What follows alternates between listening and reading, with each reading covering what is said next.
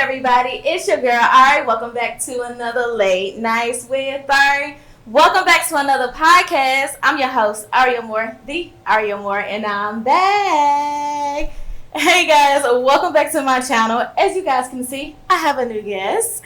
Hi. You want to go ahead and introduce yourself? Okay, well, I'm Lee. I go by Nola to some people now. Okay. That's just a shorter for my name because my name is actually Leeshinedra. Right. It's long. It's very long, so I go by Lee or Nola. Okay, so I'm gonna call you Lee on this this video. But I want to say before we even get into today's topic, thank you so much for even taking time to drive down here to do this video with me. I know you're probably nervous. Yeah. And I feel like for anybody telling your story for the first time, especially on camera, can be it can be a scary thing. Right. It took me a very long time to open up about my story, and they still don't know all the details, literally. But I'm so happy that you decided to take that first step into your healing journey. So welcome to the channel. Thank you for having me. So where are you from? I'm originally from New Orleans. Oh, so, that's where the accent comes from. Because I grew up with you. We went to school for probably like a year or two. Not long, but I always remember you had an accent. So that's what that is from. Yeah. What brought you here? Really, I moved here after Katrina. Oh, okay. I actually went through the hurricane and stayed there during that time. Wow. So we didn't move here until after the storm. What was that experience like, being a part of that? Being a child going through it was hard. Actually, you see stuff growing up in New Orleans, but like seeing it unfold and it can't stop. Like there's no one that can stop it, nothing that can stop it. It's just, it was very traumatizing. I was 10. Wow. So it was hard. Then you got to adjust to many different places. Yeah. Like we went to Dallas first and then Austin first, and I ended up getting separated from my mom. Wow. It was a lot. It sounds like a lot. Was like the moving process, was there any people involved into helping you guys get settled at a new place? Because we was watching that on TV, but we wasn't there. We don't really know. Like, what was that really like? It was, but it was a very good time for people to hurt people that needed help. Like, a lot of people hurt us, and then a lot of New Orleans people hurt themselves. With the help. Like, we saw it as a way to get free money. Oh, gotcha. But Houston, Texas. Okay. They helped us a great deal. They had some families that was reaching out to individual people. That's good. So that's how we ended up here. Right. We had family already here in Kentucky. Wow. So that's how we ended up here. And from there, it just unfolded to just a whole new life of learning people, schools, We were treated a little different moving here. Like, I was treated like I had HIV and all this other stuff just from walking in the water. Yeah, we were treated bad. Gosh, I did not even know that. It was a lot coming here. Are you still struggling with like having friends and stuff, or building relationships, like just coming from there to here? Because I know, how old are you now? 29. Okay, so it was some time ago. You've been here long enough. Have you been able to make some connections, like good connections? I mean, I have, but nothing. I've made some connections, but I haven't made some that really stuck. Right. Like, I know people that I've been knowing since I moved here. When I went to school here, I was in 5th grade. Right. So I know people I knew from back then. Wow. And we talk here and there, or we see each other on Facebook, but it's nothing that like, hey, you want to go hang out? Yeah. So a lot of my connections I had from me moving here kind of went ways. Right. So that makes sense. Where would you say that you are at mentally in your life right now? Right now, mentally, I want to say that I'm struggling. Yes. Because these last 4 months that I've had to really adjust. Yes. I can say that I'm building mentally right now. I like that. I am building. I love that. Because right now, I don't even live in Louisville right now. You don't? Where are you should we say? Maybe not say, since we're the topic that we actually are going to roll into. Let's just kind of keep that away from this video. But wow, I didn't know that. Yeah, but that's pretty pretty here, cool. Just visiting for now. Well, congratulations. There's nothing like getting away from. See, in my opinion, there's nothing like getting away from the place that I would say hurt you the most. Like, I feel like I grew up here in Louisville, Kentucky, and I've experienced so many things from childhood up until my adulthood. I mean, the last 4 years of my life been pretty clear. I've been kind of, staying on my toes, staying 10 toes down, and just really being consistent with myself. But yeah, I would love to just get away from here. Yeah. I would definitely love that. Is everything okay with the camera?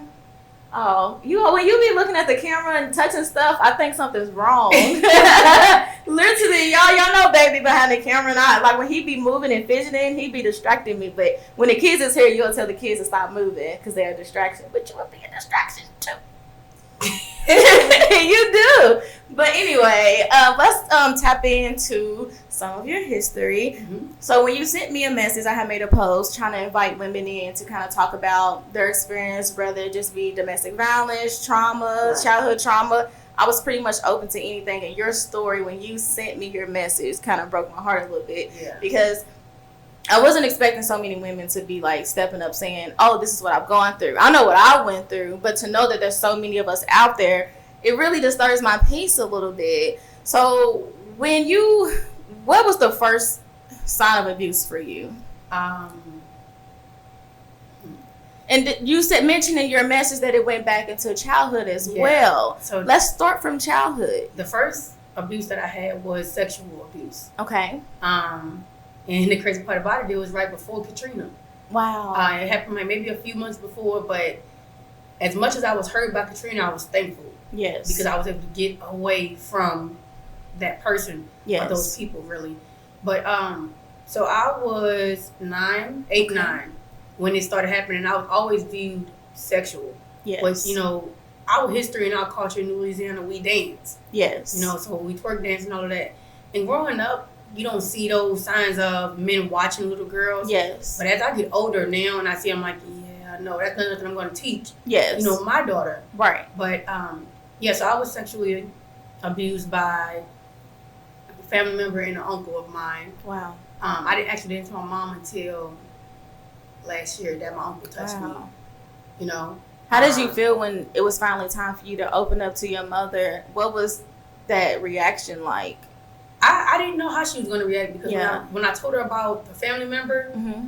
it kind of like, oh, he's just, it's okay. And I didn't go in grave detail with her then, but I was like, even if it's just a little passing of touching me on my private areas, that's too much. That's too much. So when I told her that it was my uncle, as well, she kind of like got quiet. Right. And I can tell that reaction was more sincere than her initial reaction when I was a child. Wow. So it actually brought our relationship closer now too, because now she understands where a lot of I don't want to be around my family come from. Yes. Nobody believed me as a child. They felt like, oh, you brought that on yourself. Look at the clothes you wear. But if I'm 9, I can't buy my own clothes. This is what I'm giving to wear. Exactly. The shorts and the skirt. This is what I am giving to wear. So I've noticed within the Black community the most, we all have that same experience. I was molested in the care of my aunt. She was on drugs. And I don't think I told my mom until I was in my 20s. And I don't feel like I got the reaction out of her that I was looking for. Right. When it happened, it happened to my sister as well, but on 2 different occasions. But when me and my sister sat down and had a conversation about is what happened, she literally told us the same thing. Don't tell your mama, you're going to get in trouble. So I already grew up with that mindset of, so this happened to me, but I'm also going to be the one at fault for it happening. Yeah. So I didn't feel comfortable telling my mom because that was, it was beat into my head. You know what I mean? So when I finally told my mom, she kind of just gave me a look and was just like, it didn't seem like she was sure it happened. Like, are you sure? Like, this person, my sister, I'm just not, she wasn't following what I was saying. Right. And she didn't give me the reaction that brought me comfort. So I feel like it kind of got pushed under the rug. I wish more mothers would listen to their children very young and pay attention to the signs of their kids, because really we carry that baggage with us for a very, very long time. Yes. And if our parents don't open that door for us to have that conversation, we might not even ever have that conversation or feel safe enough to have that conversation. Right. Did you feel like at the age of 9, you said you told your mom at 9, right? Or did you feel like it was a safe time to tell her? What motivated you to tell her at the time, if you can remember? Really? That I can remember. Yeah. So only because, like you said, it was you and your sister on separate occasions. Yes. It was like that for me. Me and my oldest cousin, which I called her my sister because her mom only had the one daughter. My mom only had me as one daughter. Right. So that was my sister. And it just happened to be her stepfather or someone that raised her all her life. Yes. And I didn't know at the time that he was also touching her and messing with her as well until she cried to me one night and was like, I need you to switch spots. Aww. I never understood why they allowed this grown man to sleep in a room with a bunch of children. Wow. Like, my mom was, she was not very attentive to us when we was younger. Yes. Like, hey, y'all stay by this person's house or stay with this person. I'm going to be coming back and all of that. So because it might be easier for them. And they want to go with us. Yeah, so I think that's the issue. It. Yeah. She still didn't have her life to live, but at a child, like, so my cousin cried to me that night. And I was like, okay, I'll switch with you. I didn't know why. Yeah. I'm the youngest. So I'm like, okay, I'll switch with you, no problem. So I switched with her. Now I'm closer to him. Wow. When I told my mom, it wasn't until 2-3 days later. Wow.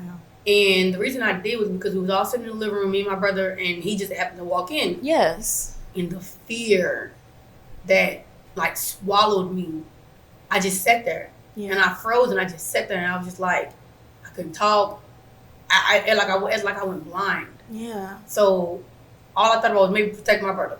Yeah. My younger brother, I'm like, I'm going to go ahead and protect him, make sure he don't get touched, this and that and other. The man leaned over and tried to hand me a $5 bill. Wow. And was like, let's go in the room and give you some money.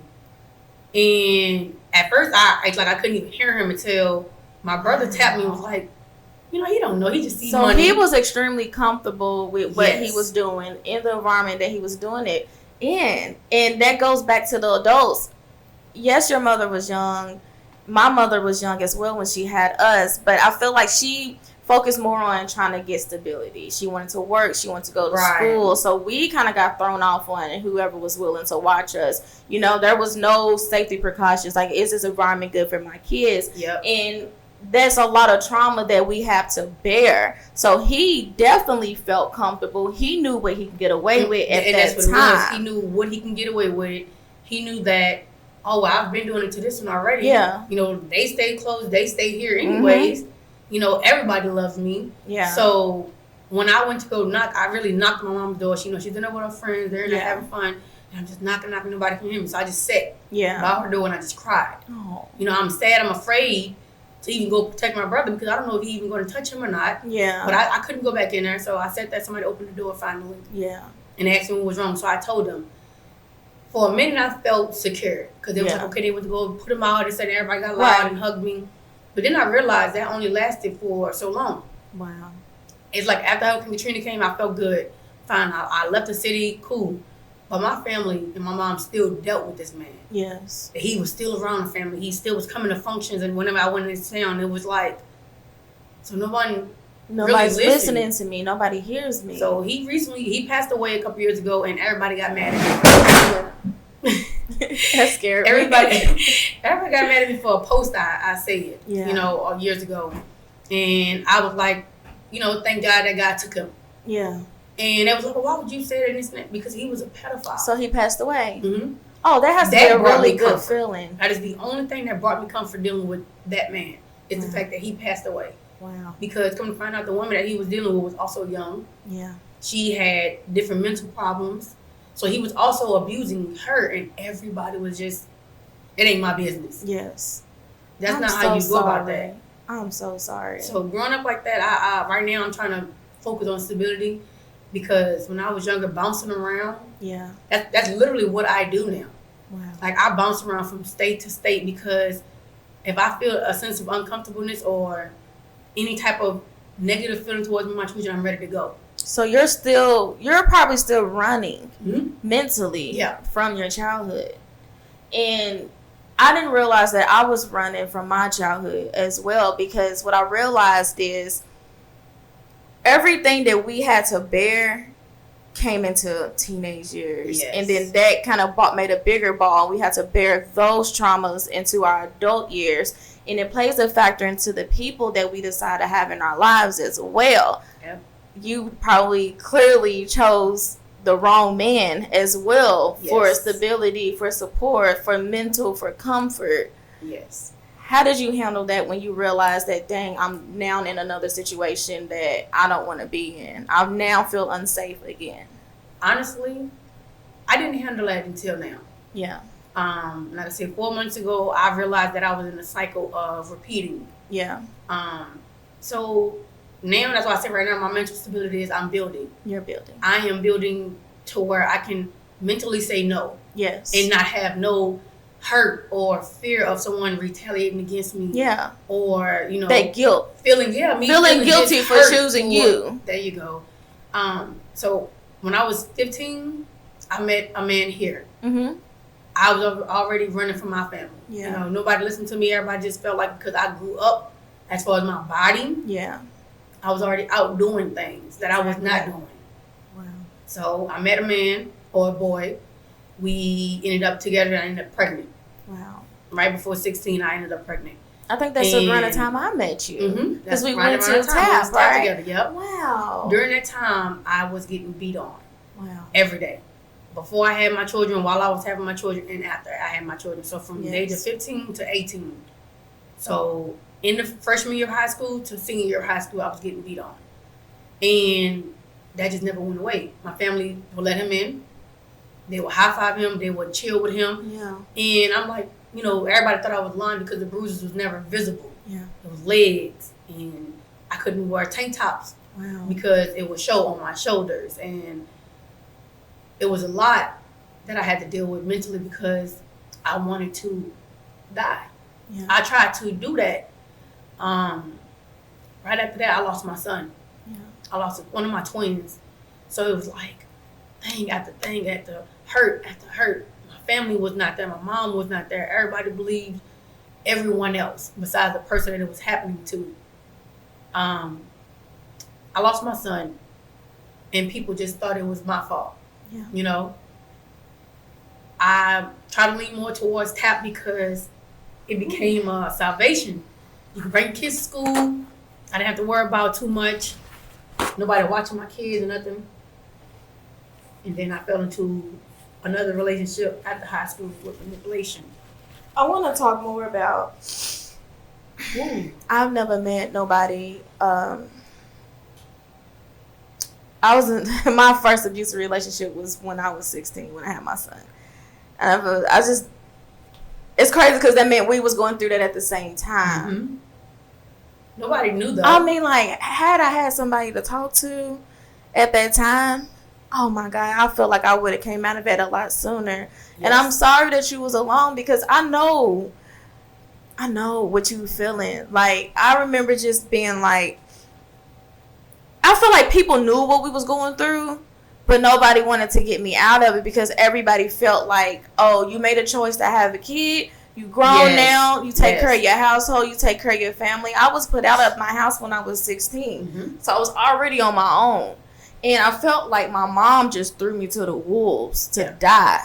Like, and the abuse with him was a little bit different. He wasn't always physical. He did get physical, but he was more of that hothead with a gun in his hand. He would put guns to my head. There was a time where he tried to drown me in the bathtub because he was too hot. Like it.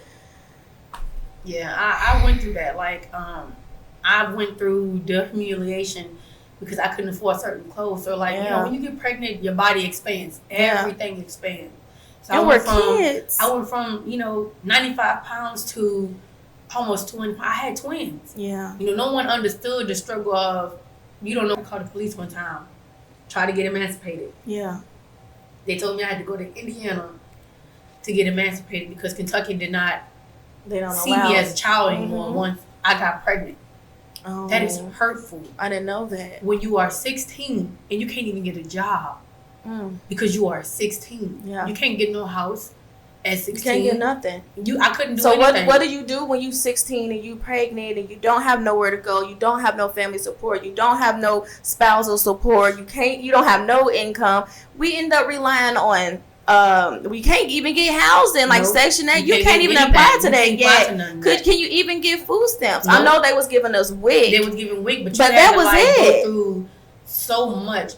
And just to get it. To get WIC, you had to miss school sometimes to go to appointments. You couldn't even get food stamps. And most of the times trying to get food stamps at that age, your mama already got your name on the case and they not even helping you out to begin with. And it was hard. It was a struggle.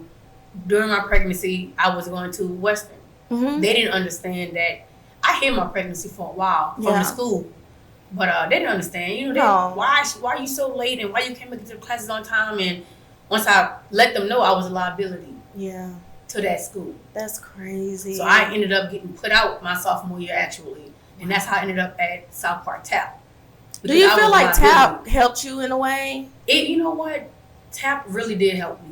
Okay. You know, maybe not socially with some of the girls, because had they had this, had podcasts been around in 2010 and 2011 for us at TAP to discuss what we've been through, I would have been a lot better. Wow. But teacher-wise, yes. I still speak and talk to right now some of those teachers from TAP. Wow. It's a lot. The best I'm happy you had a good experience at TAP because I didn't have a good experience. Social, I had a good social experience. But the principal there, I don't know if it's still the same principal to this day. Yeah, that black lady. Oh, no, the black, I had both. Oh, so I had the black lady. And she was at the end of mine. And in my junior year, the white lady came. Oh, yeah, I never met her then. Mm-hmm. Well, she sat me down one time in her office and pretty much made me drop out. She told me that I don't have a life. I'm not going nowhere with myself. The best thing for me to do was just to drop out. Yep. And what's crazy is I already didn't have family support at the time. Even though I was sleeping in class. You know, I wasn't turning in no work. I wasn't, but I didn't have nobody. And just showing up to school to me was enough. At least I'm here. And like you said, they have childcare where you can bring your kid to school. That was a step for me. You know, that was a big step for me. And what she didn't know was me coming to school every single day was away from his dad. If I stayed home with him, I was getting hit on. I was getting drugged. I was getting mistreated. I couldn't go home. So coming to school, I was sleeping because I was up all night fighting. Yeah. You know, that's the time I felt the most alone because I felt like, dang, I had no safe place. I couldn't go home. I couldn't go to my own home. I couldn't go to school. And then I dropped out of school, and now what? Right. Now what? It was a miracle that I even went back to school when I did. And see, that's what she never had good advice. Mm-mm. Like she couldn't tell you one good thing besides you need to be in class. That was it. There were times to where the nurses will let me sleep. Wow. They will let me sleep in the back because they just knew, and they won't understand it. Yeah. When I lost my son, I didn't let the school know. Yeah. I didn't let the school know. You know, it was over Christmas break. Yeah. That's when I tried to hurt myself. Wow. Because I got blamed for letting my son pass away. Do you mind me asking in detail what happened? So he passed away from SIDS. He was a healthy child. And I stayed up all 3 months of his life, and him and his brother, like, I was scared. I was a new parent. Yeah. You know, I'm trying to get help. Hey, can you help me? The dad's like, well, I got school. I'm like, I have school. Yeah. I have everything. So no one helped me. Not my mom. You know, right now they would say that everybody helped me. Yeah. No one helped me. So I tried to get some sleep one day at his grandparents' house. Mm-hmm. His whole family was there. Dad's whole family was there. Aunt, cousins, brothers, everybody was there that day. And I fell asleep. I mean, in 20 minutes that it took me to go to sleep, I woke up to them screaming because my son had passed away in the crib. From that day forth, I never liked cribs. You would never see me bought a crib for none of my other children. And it traumatized me because it was like, you're unfit. And you should never went to sleep, but the dad is sitting right there in front of the crib playing the game. Why are we always to blame for everything? As though we don't bear so much. CPS, and it was like, well, it's routine. It's routine until they have a case. Yeah. And later lets me know someone called them on me. Yes. And that hurt because, again, I'm only 17. Wow. That was it. I'm still a child. Yeah. I didn't understand how it was my fault, and I took that with me until until my 20s. Wow. To where it was my fault. I killed my son because I went to sleep, so I never slept again. It's definitely not your fault. It was hard for me to even have more children because I was like, well, I got to wait until 6 months to go to sleep. Yeah. I can't go to sleep until they hit 6 months. When they hit 6 months, I'm fine. Yeah. I have 5 kids living, so I did that torture to myself. Every child that I've had, I had to stay up because if I went to sleep, my children will pass. First of all, I have 5 kids as well. It's not easy. It's not for the weak. It ain't. It really ain't. But you got this. Okay? And you doing it. And you actually inspired me because I be trying to figure out how you do it. You know, I just get up. It's so I hard. cry. You know, yeah. I get in the shower when I still cry. It's hard. Don't let what you see online fool you. All I'm trying to do is stay afloat. But see, it's not even about what I see online with you. It's just how attentive you are to your children. Like, you know, you allow them to be who they are. Because I didn't have that. Their life. You know, I didn't have that. You don't give them, okay, you only got 1 or 2 choices. So, you know, I follow that. And even when my children, a lot of people ask me, why do you give your children choices? My son is 1. Yeah. If he doesn't like something, I'm not going to force him to like something. You don't force your kids.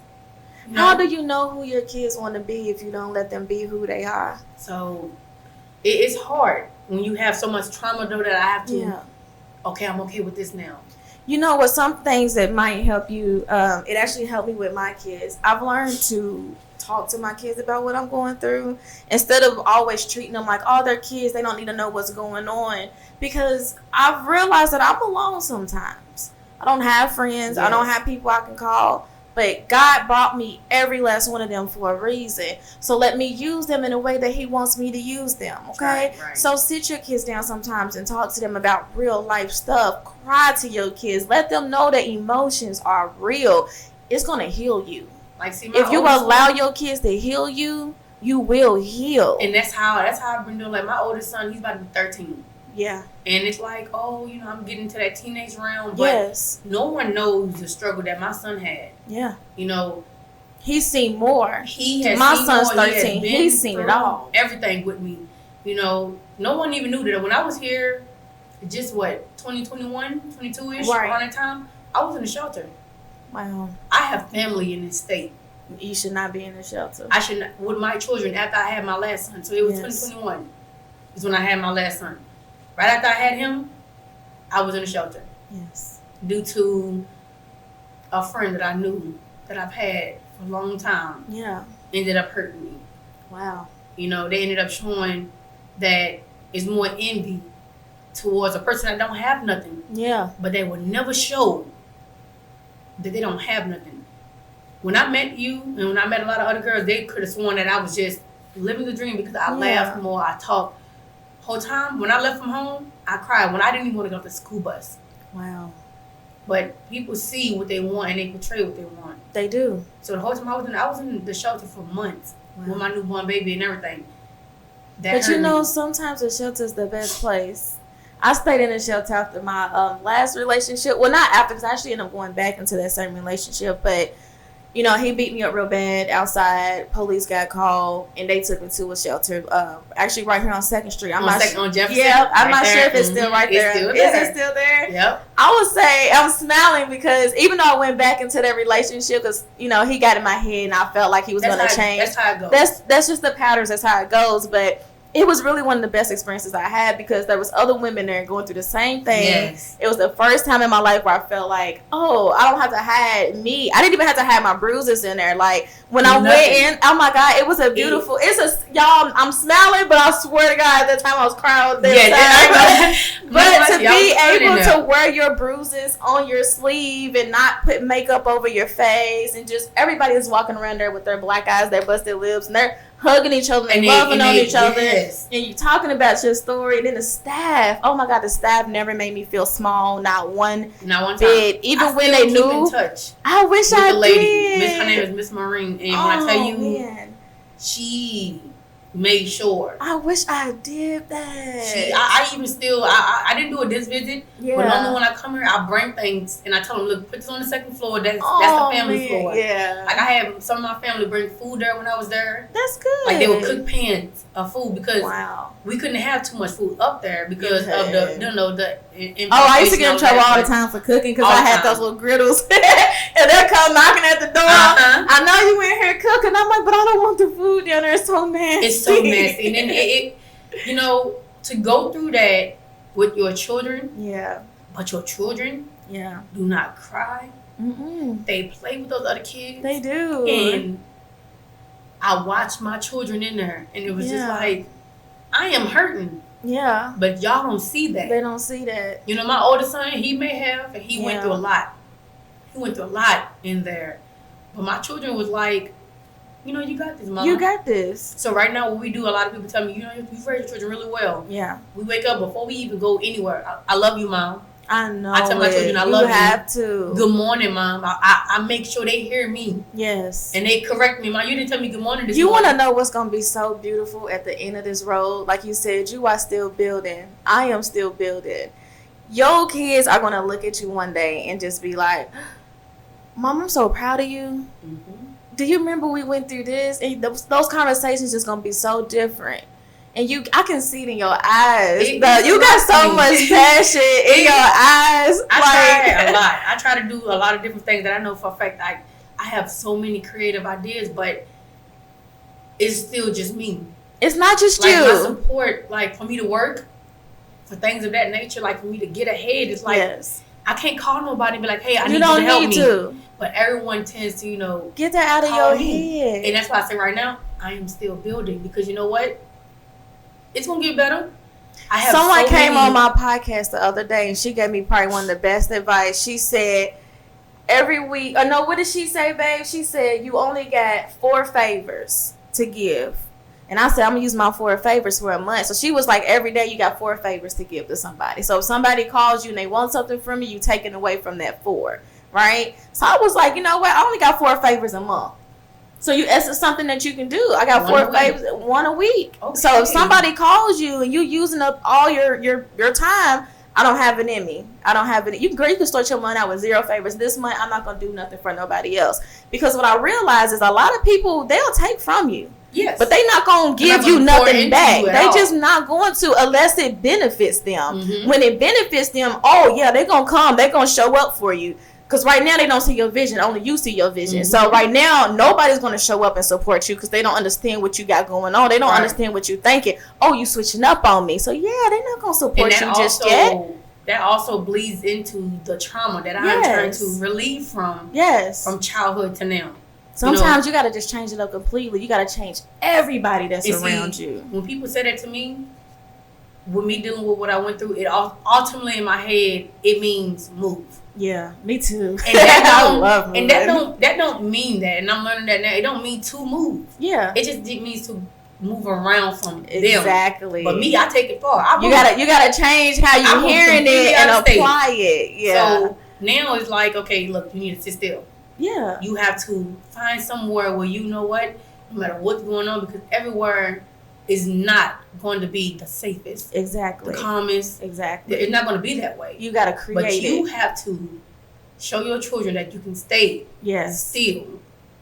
Because you said stability. You want to show your kids stability. Yes. So now's the time in your life. You said you're building. I'm going to keep up. But start over where you are. Right. You don't got to run. And that's my thing. And I need to. I'm you know what? No. I'm ready. You ready? There you go. I'm ready to stop running away. Yes. Because when I say start over, I'm trying to start over from scratch. 1 bag and 1 diaper. But why throw away everything that I've already have to try to start over from ground zero? Because it feels better. That sense of new for you feels better. I used to be the same way. It's harder though. When I didn't realize I don't need to throw away what I have. Use that to build what I have, where I'm going at. So with that being said, I learned, you know what, new relationships for me will start. Yes. And I don't mean just as far as, you know, the man. That means with friends. Yes. With my mom. Yes. With my brothers. I'm trying to build to where, you know what, like you said, them 4 favors. Yeah. Even with them. Yes. I can give you all everything of me. Give me. If I give you all of me, I have nothing for me and my children. Exactly. And then my children look at me like, Mom, but you said. Exactly. But you said, and I'm tired of hearing but you said. Yeah. Because I'm so tired because I didn't give to this job and I didn't give to this person and I didn't give to these people and now I don't have enough. I go home and I'm exhausted. Yes. I go home and I got enough to cook.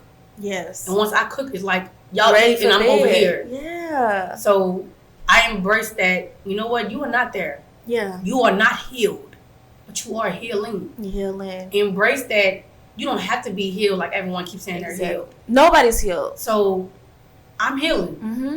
My mental is growing. Yes. Those 4 months taught me I don't have to react off my emotions. Yes. Someone will always hurt me. Yes. Something would never go as I planned, or someone would never do as I say exactly how I would like it. Exactly. Don't react off my emotions. Forgive myself for allowing me to allow those traumas to follow me. You ready? Like, just what you said right there lets me know that you ready. I remember when I finally said, I got to forgive myself. I'm not going to get an apology. I need to stop looking for those apologies. Yes. I need to stop placing blame on people, because people are who they are. They are who they show you they are in that moment. But as much as you want those apologies, though, like, you got to give it to yourself. I want them so bad. Like, you don't understand. Like, it's like, well, you do understand. I get it. It's like, I wanted someone to say, you know what? I'm sorry for hurting you. But you just, and it's like, sometimes you just not. It's a constant reminder that with my children and with their fathers, it's like, you know what? Y'all don't have to be sorry. Yeah. Seeing my children, that's enough. Seeing it. That's enough for me to know, you know what? Even through that bad, I did something good. You did something good. My children is not how I was, not how their fathers are. Yes. I did something good, and I'm proud that I didn't allow no one to take my children from me. Yes. Because I just needed a moment. Yes. And I didn't allow no one to take my moment to make it my life. Yes. You gonna only get a moment. And that's all you get. What are your goals for yourself? So right now I'm planning on moving back here. Okay. We didn't have this conversation. No, I'm planning on moving back here because I see now that with me being too far from anyone, I'm isolated and I'm targeted because they only see me. Okay. So meeting your children. No, like people. Like people target you when they only see you move. That's true. They only see me. They only see me and my kids. So it's like, okay, she's not from here. We already know that she's not from here. Okay. So we can do as we want because we got family here. Yeah. So my plan is to move back here probably the beginning of next year. Okay. But I have so many job offers. Like, just me being here, and I just told you before we started, I don't like networking. Yeah. But I've networked with the right people that I should have did it years ago with. You wouldn't have been ready? I wouldn't have. I wouldn't have even accepted it. Why? Because you know what? I was not chasing nothing that I'm chasing now. Exactly. So I have job offers that is... You proud? I have job offers that is going to take me off of food stamps. Yay! To where I don't have to rely on someone feeding my children for me or not when they feel like they want to feed my kids. That's the goal. I have job offers that is not going to have me rely on others. Yes. As far as, can you watch my kids? Yes. Because it comes with packages. Yes. My thing is now, work to move. Yes. Work where you at now to move to get to better. Yes. I have people calling me 8 in the morning, like, you got up, you did what you needed to do? Yes. I'm right here with you. I didn't have that years ago. Wow. I'm not going to lose that now. Yes. I would not allow myself to miss moments that will build me up. My goal is to be a child psychologist. Oh, that's going to be good. I want to do that because I watched my son go through a trauma that many young black boys go through, and that many young black women go through. Yes. You know, I watched him almost destroy himself. Wow. Not knowing that the environment he was in, that I placed him in, was helping. Yeah. No. So once we figured that out, and now I learned how he was. Yeah. How he communicated. And versus me making him, you are taught to look someone in the eyes and that means you respect them. My son, he don't talk to me that way. He feel intimidated. Yeah. He feel like I'm going to automatically be mad because my facial expression speaks before I speak. So I allow him to stare off. Yeah. Go into the closet if you need to talk to me. Yes. And we have it to where now he looks at me. Oh, see? He reacts to me. Sometimes he still stare off, but we talk. I tell people all the time, you got to learn your kids. Each child is different. Yes. And your approach has to be different. Yes. Especially with having 5 kids. You already know that's 5 different personalities, and you would not even have known that people need to be molded differently until you have kids. Yes. Because like my oldest son, he's 13 now. I have to talk to him different. Like even if my tone goes up a little bit, I don't even feel like I'm raising my voice, but he'll tell me like, you kind of intimidating right now because your voice is going up, and I'll be like, but this is how I talk, right? You know, so I have to know when I talk to him, I gotta, you know, bring my little girly voice on. Like I have to change it up for him. Yeah. But then my daughter Laura, oh my God, she would debate with you, and she's one of those kids that you gotta let her debate because if she can't get her voice across, she ain't gonna let you get your voice across. So I have to meet her in the middle, like.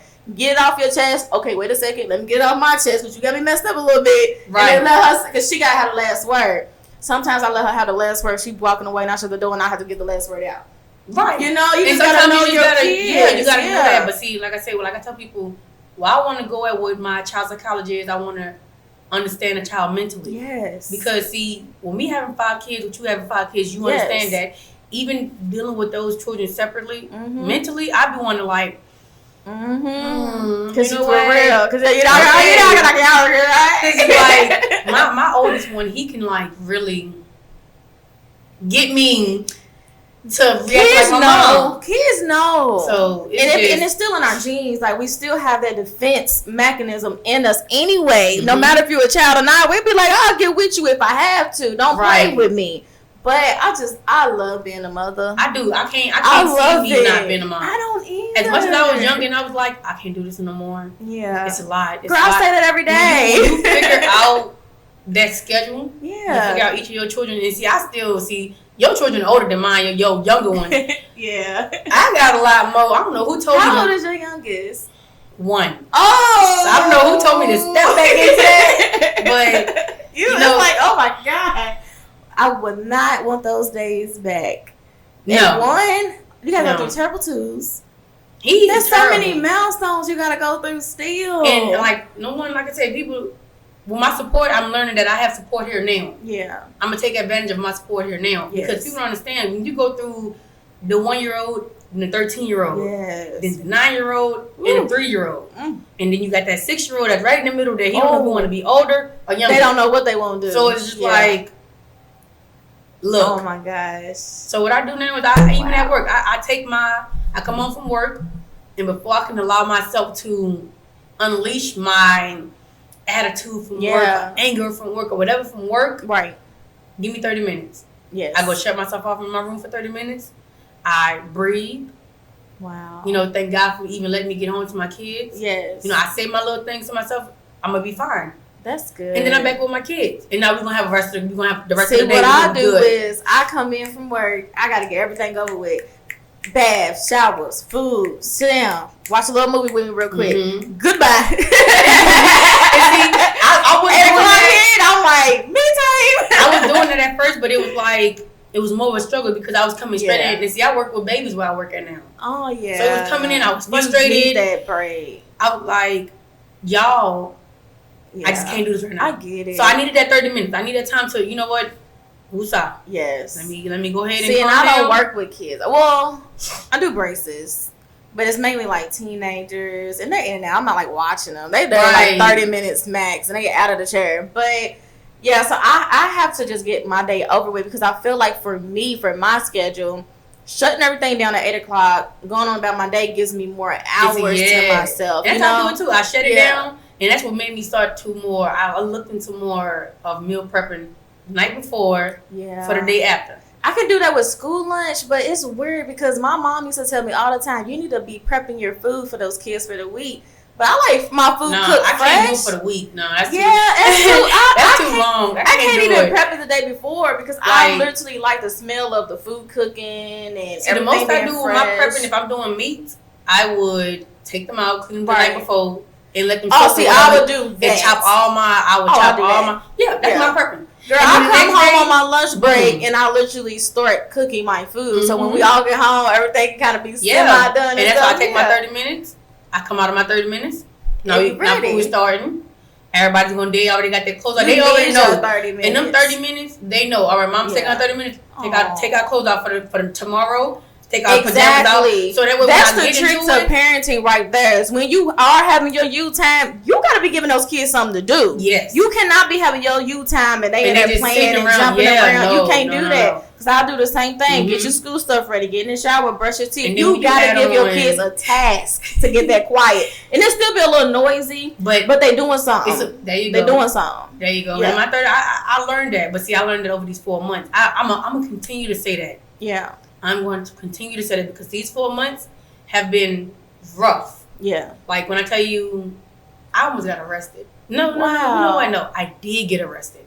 Wow. Out of my whole life, I've never been put in handcuffs. Wow. I was placed in handcuffs in a state I'm not from, put in the back of a police car in a state I'm not from, interrogated multiple times for nights till midnight till 1 a.m.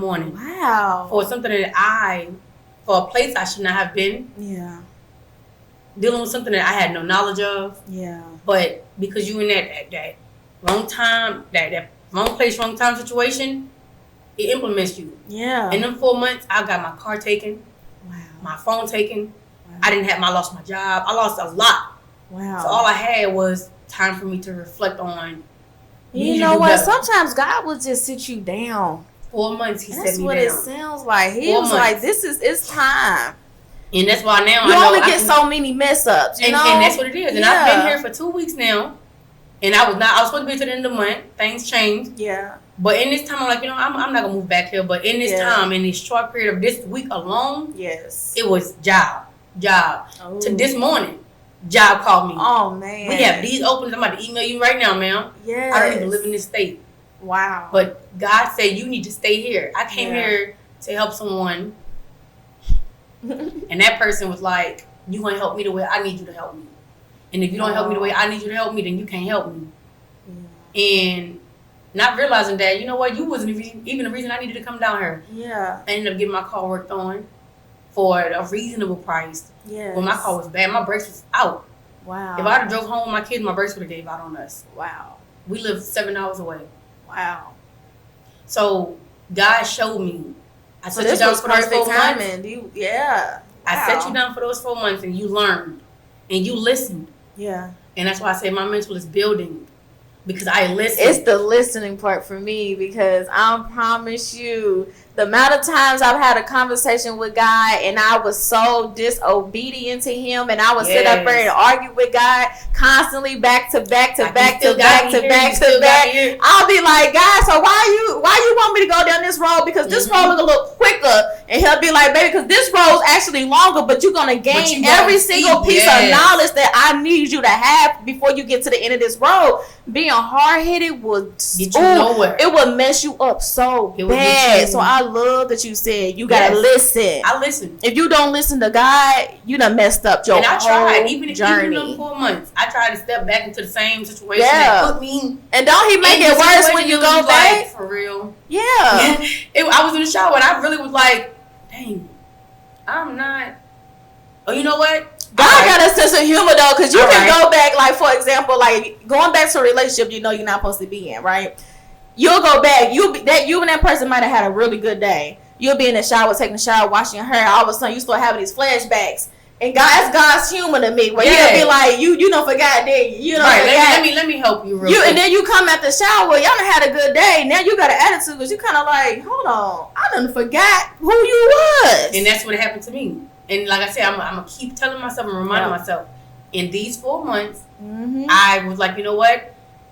I can't allow myself to get in this relationship. I said when I started out, the relationship I was in brought me instantly back to. You keep saying 4 months too. That number 4 must mean something for you. It was like, 4 months. It took me. Did you ever look up the spiritual meaning of 4? Mm-mm. I want you to look it up when you. I just know for a fact. Girl, I'll do it right now. Go ahead. Them 4 months. It was like, be patient. Listen to me. Be patient. Listen to me. Yep. And not cry. I have not cried. Well, I have. But in the 4 months, I have cried a river. Man. In the shower, in my bed, walking it was hard. I earned my truck. I'm about to tell you what the spiritual meaning of 4 means. What does it mean? It says the angel number 4 is about building strong foundations. And I'm going to tell you now, it's been 4 months. I got me another truck on my own. You keep saying building. I walked my son to school and I cried walking my son to school. Because it was like I had my truck. All that was taken away from me because God said, you are doing too much. Yeah. You are setting yourself up for a relationship with a man that if he put you in this place, he don't respect you, your children, or your life. Yes. Get out of it. Get out of it. 4 months I cried and I wanted this man back so bad because he was the only one I knew. Yeah. At the location that you in now. Nope. Yeah. Nope. God said, sit here. Stay in this house. You're tired of your mess. It ain't your time. And I'm going to show you when it is your time. Right now, it's your time. It's my time. It's your time. Ain't no way I'm getting job offers that is paying me. Because sometimes God just want to open doors to let you know that those doors are open and available for you when you are ready. Yes. It's time to call that person.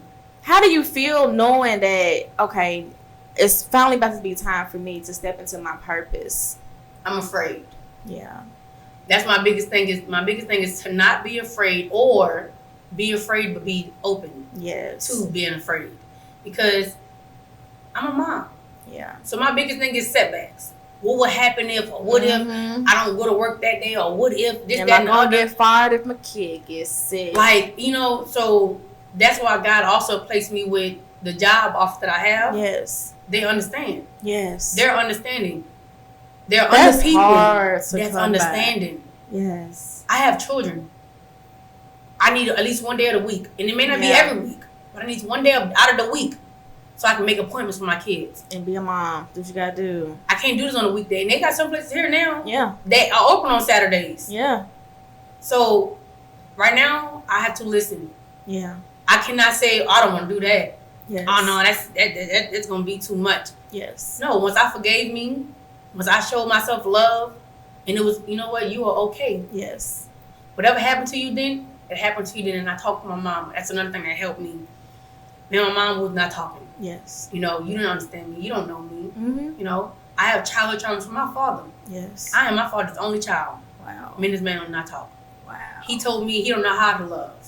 He don't know how to give hugs. He don't know how to say, I love you. I have not heard of I love you from my father. But he admitted that to you. I don't know how to do those things. And you know what, though? I don't know if that hurted me more. Yeah. No, it did. Yeah. Because I'm like, okay, Dad, I'm 27.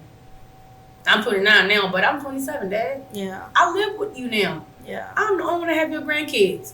It's time for you to stop saying what you cannot do and learn. Everybody learned how to cope with COVID. That's true. You learn this. Yeah.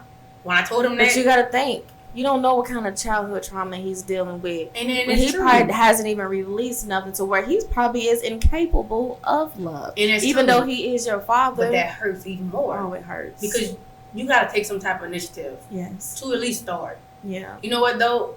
And I want to say, you know what, thinking about that now, he did. Yeah. Not with me, maybe. Yeah. But with my kids. Oh.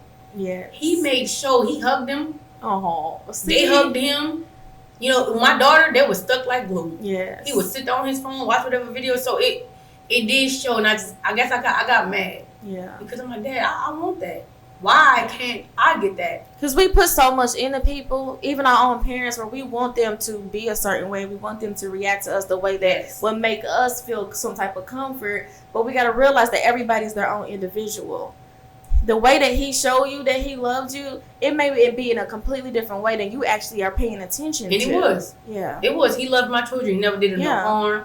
You know, so I had to, like I say, forgive. Yeah. My dad, my mom, my abusers. Yes. Myself, or even, you know what? Forgive yourself for thinking that you were in the wrong. Yes. You know what I'm saying? I had to forgive myself for my son passing. Yes. Because it was diagnosed when he passed. What happened to him? It wasn't you suffocated him. It wasn't. It was you did harm to your child. He was healthy.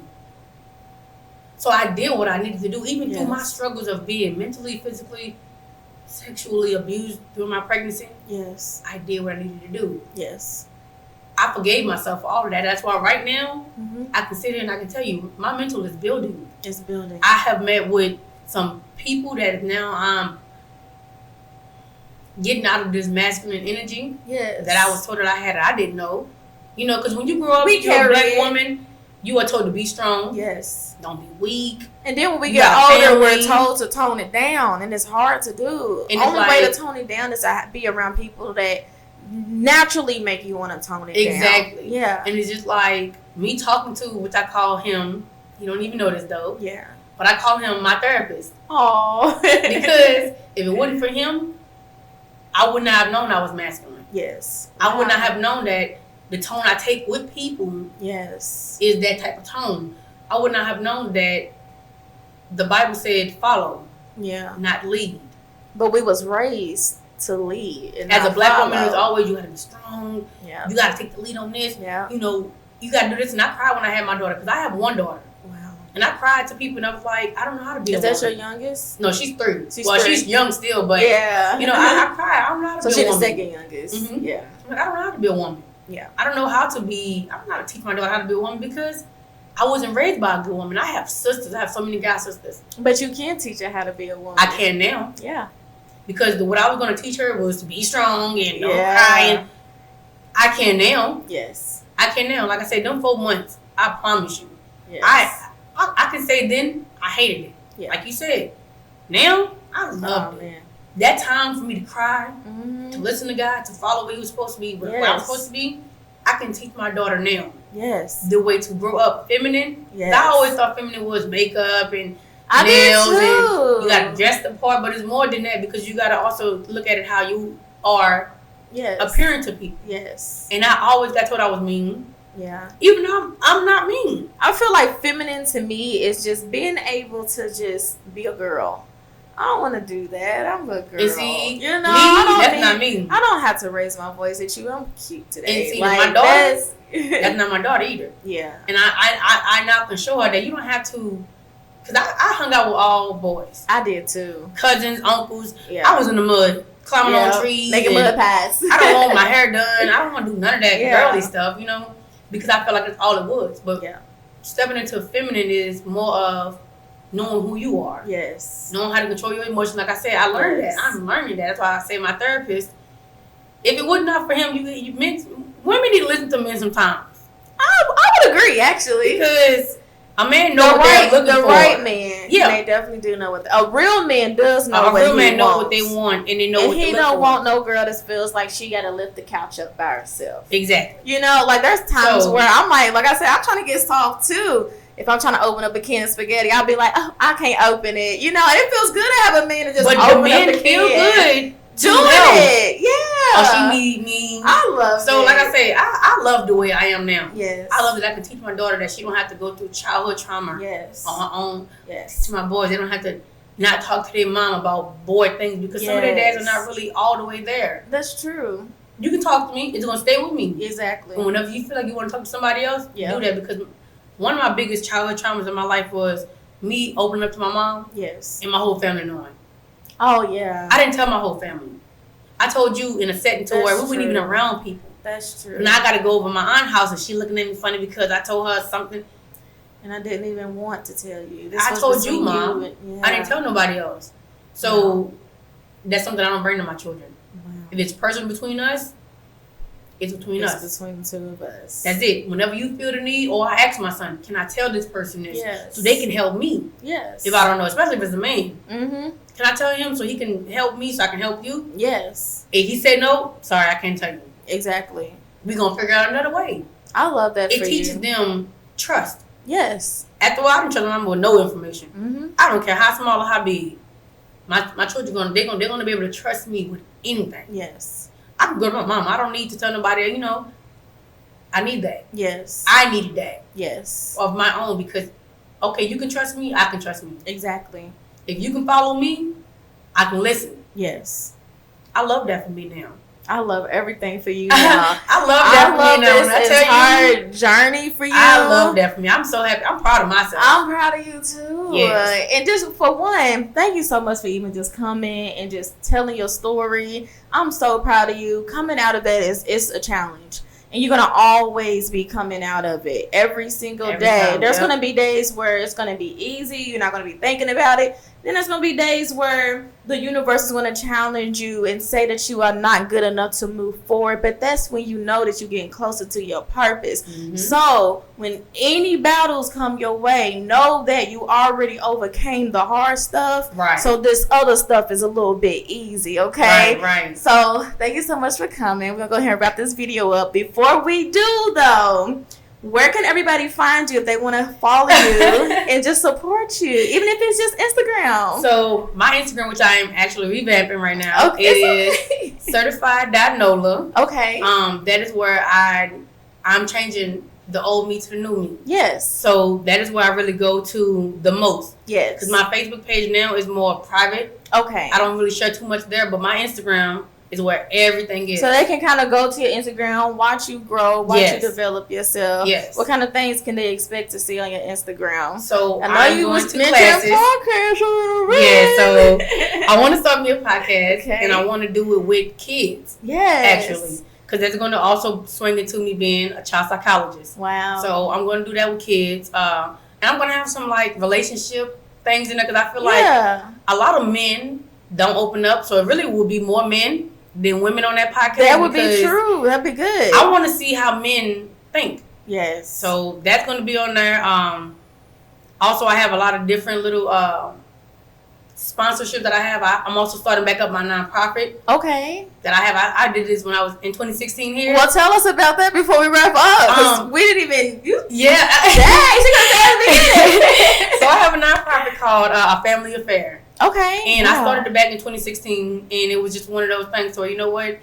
I have enough. Mm-hmm. My family has enough. Yes. Now it's time for me to give to families that don't. Right. I have been a family that didn't have enough multiple times. Wow. And I've watched people go into their own bags. Yes. Here you go. Here you go. So it was like, you know what? I would use my own personal food stamps. Yes. My own personal money to go out and buy school supplies. One year I did a whole back school drive. That's awesome. Those parents was coming down like, how old are you? I was like, I'm 20. What was I? 22, 23 at the time.